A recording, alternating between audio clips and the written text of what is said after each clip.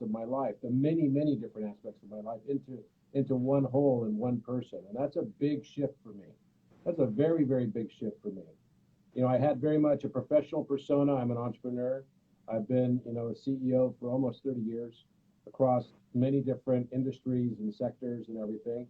But that's only one aspect of who I am. It's a tiny aspect today of who I am.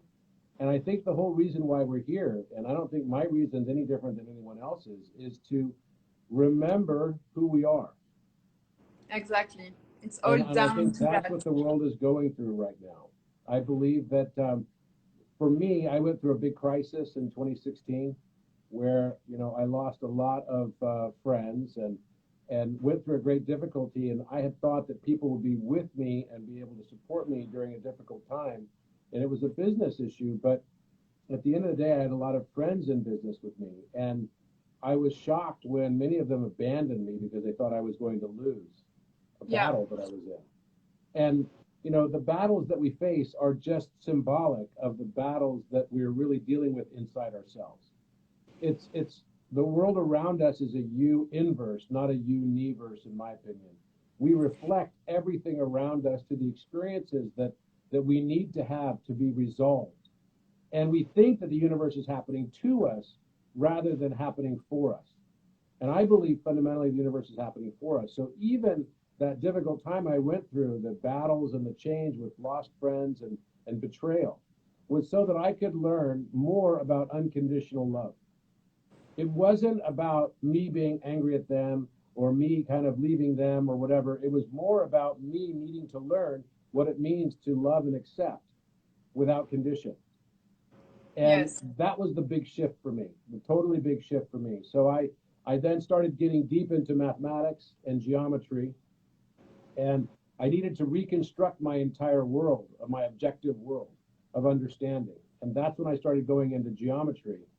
And Did I you started, have a mathematic background before that, or I did you did. I mean, I've always been really good at math, but it wasn't my main focus by any stretch. You know, I was a businessman. I went to MBA school. I went to MBA school, then I did the advanced management Harvard management program at Harvard Business School. And you know, I went into a career of business mainly, but I was always good at math, and it was something that I never really pursued professionally or even thought to pursue. And even today, I don't even call myself a mathematician. I have now many published papers in mathematics and geometry, but I don't consider myself a mathematician. Um, I consider myself a human being who's just learning the language of the universe. And I think that this is a right that everybody has. And for me, it was coming off of the heels of a crisis that I had to really question. What is it? You know, is it 1 + 1? Does that really equal 2? I had to challenge every assumption. yes, And why is a circle a circle? And why is a square a square? So in the process of challenging all of those assumptions on life, because I was trying to make sense of the difficulty that I faced, that's when things started to really shift for me.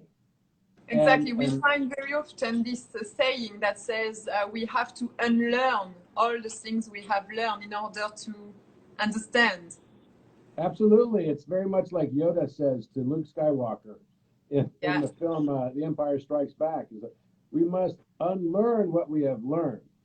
And you know, we all start to realize over time that it isn't really the world that's happening to us, but maybe our own prison of our own mind, of our own limitations and our own experiences, and those things that we need to learn about ourselves. So that journey was a very deep inward journey for me.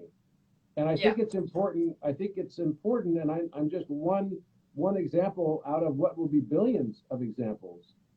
I'm no better or no worse than anyone else here on Earth.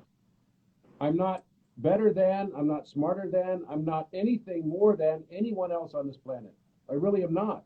And that's one of the big realizations, because when you realize that the entire universe is a reflection of your perception of everything of how you see yourself, then that becomes a very powerful thing. You know, yesterday I woke up and someone had tagged me in a post, and a very nice gentleman, and he had just watched one of the talks that I'd given about self-love. yeah, And he basically said in it, and you may have seen it, and he said he was crying. He said, "I'm not crying, you're the one crying." It was like a big burly guy. And he said, I really realized after listening to this talk that everything that I've been experiencing, he goes, it's because it's the thing I judge myself for. The things I'm judging everyone else on are the things I don't like about myself.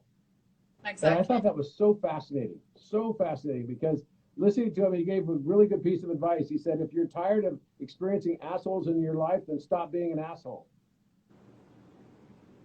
Yeah, I thought, wow, exactly. that's very profound. That's deep. Everything If is you're a tired of reflection of experiencing assholes, then you're yeah, judging assholes because you yourself see yourself as an asshole. yeah, And it's something that I think all of us can learn from. And you don't need to be a mathematician, you don't need to be a geometer to do it. I think that was just the language that I learned, that I realized that there is a higher power and higher self. And when I saw that language over and over and over again, and I could construct it in my mind, that got me close, very close, in a spiritual sense, to that higher self. yeah. And it really shifted things.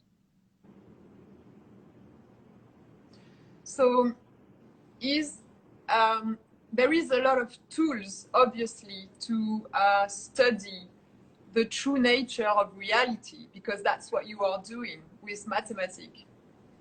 And I guess mathematics and geometry is your passion, but do you use as well other tools? Have you interest in other tools to study the true nature of reality as well?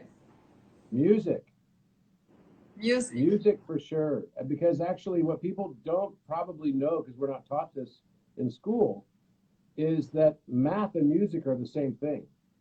There's really Yeah, no differentiation between the two. It's just one is an expression that comes to us in the form of numbers. The other is an expression and intervals and ratios.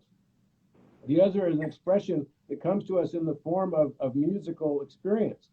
And then in the middle, there's something in the middle that sits exactly at the nexus between mathematics and music, and that's geometry.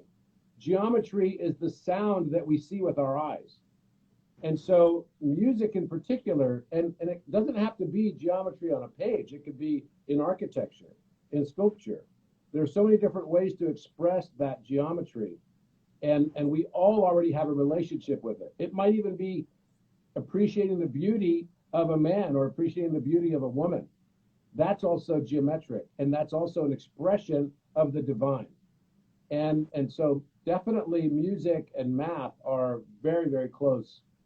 You could call them siblings. And yeah, then at the same time, there's the music would be more the feminine aspect of it. The mathematics would be more the masculine. Whereas the geometry sits kind of in between. It's right in the middle of both. And the mind centers inside your brain also mirror that. So our yeah. mind centers, the place where our brain is analyzing geometry, is right next to the pineal gland. That's why people really like geometry, especially as they're awakening, because it's exciting both sides of their brain equally. Even without realizing, we are attracted to harmony. Yes, And when we are confronted to chaos or disharmony, it's like it feels a bit. I mean, from my point of view, I don't know anything about mathematics or geometry, but I am attracted definitely to beauty and harmony. And I can hmm feel if there is an harmony, even in a person, in everything around me. It's all about vibrations. absolutely. No, absolutely true. So I see it as, not only in that regard where there's music, but I also see it in the form of physics, because we could see these same vibrations coming through the form of physics. It was Johannes Kepler, one of the great astronomers, who Yeah, basically, and alchemists, who called out and said, we have a solar system that is based on a harmony of spheres. And, Max Planck, another physicist, said that, what we look at in an atom is a tiny, minute solar system, right? And again, it is all based on vibration that all emanates from a source that is a mind source. It's a yeah, mental universe, more than a materialistic universe. And we all get stuck on this because, I think it was Aristotle, the philosopher in Greece, who sort of changed the meaning of mathematics. It used to be mathematics just referred to learning.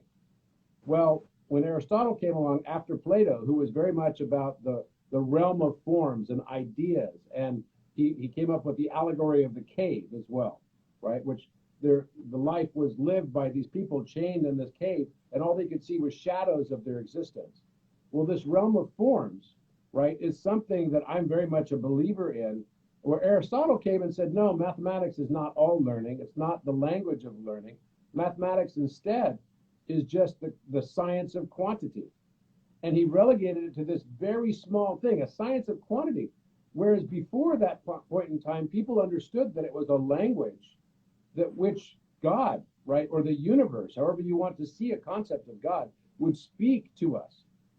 And what he did is he took that away and said, no, no, no, it's just the science of quantity. And I think ever since that point in time, and no one has had a bigger impact on Western philosophy than Aristotle, arguably. And I think ever since that point in time, we went down the wrong path.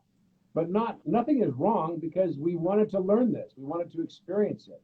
We had to experience what it's like to wake up and go through this period of abject darkness and then wake up into a new reality and a new life. And that's where I think we're on the precipice of now. And we all feel it around the world. We all feel it. Yeah. So there is somebody, before we move on, there is somebody that has a question for you. He says, what are Robert's thoughts on ideas in math, such as limits, maths, and numbers like E or I? Okay. Well, I could give you, that's a very specific question. That's a very excellent question. So one of the most beautiful equations in mathematics, and a lot of people think it's beautiful, but there are a lot of people in math, in the math field, that believe that randomness is beautiful. I'm not a big fan of randomness. I believe, even though I designed and developed a random number generator, right? I developed a random number generator, and somebody freaked me out once when they told me, you realize that your name, Robert Edward Grant, is the same initials of a random event generator. And I was like, thank you. I'll be up all night staring at the ceiling thinking about that. So, but one of the great equations is e to the I pi. So e to the power of I times pi plus 1 equals 0. And this is, the I is the concept of the imaginary plane, whereas E is a limit. I always like to think of it, E was not made, it was not discovered. Math is never invented, although calculus may have been slightly invented. But if you really know trigonometry, you can avoid calculus altogether. But the point is that it was Isaac Newton that was given the credit on, who was the discoverer of the Euler number, of the limit. Okay, so most people know pi. Everybody pretty much knows pi. It makes circles. Well, Euler makes squares. And Euler and pi have a unique characteristic where there are boundary conditions on the number 3, on integer 3. So pi is 3.1415926, and Euler is 2.7182818. All right. An easy way to remember that is in German, oil, E-U-L, in German means owl. Owl, right? So owl is an animal, it's a bird that can twist its head 271 degrees. Okay. Now, this is named after another mathematician who was a Swiss mathematician